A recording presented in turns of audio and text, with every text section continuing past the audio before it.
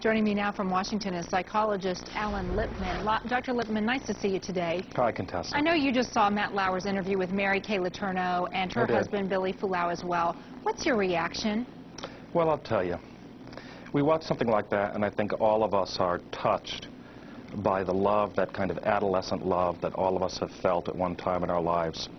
But it's very important to remember something about this relationship. Kay LeTourneau, when she had her court-ordered evaluation, was diagnosed with bipolar disorder. You could even see some of the depressive aspects of that breaking through in the interview with Matt. This is a story not about love, except in its kind of most twisted form, but it's a story about mental illness, about a very serious disorder.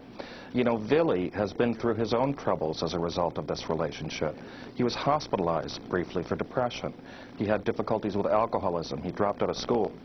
It's very interesting in this society that with regard to male sex offenders, we really see the issues of pathology and crime there.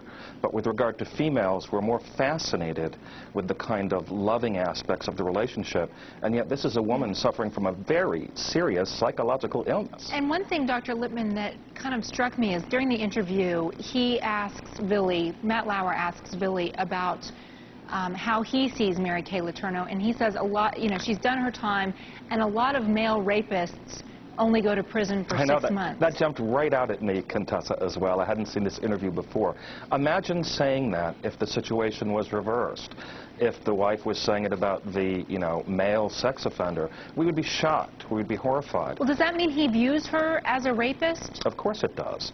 And it raises real questions about what is not being said in this relationship.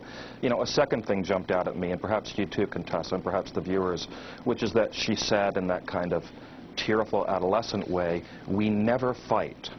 And, you know, I see a lot of couples. I've been doing this for many years. And the best couples often fight. There's often conflict.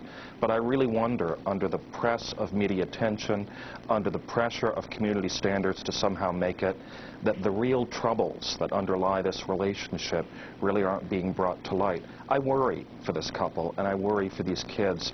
And more importantly, as an example, I worry about a nation that sees the sensationalism in this and doesn't see the underlying pathology and tragedy of this kind of relationship.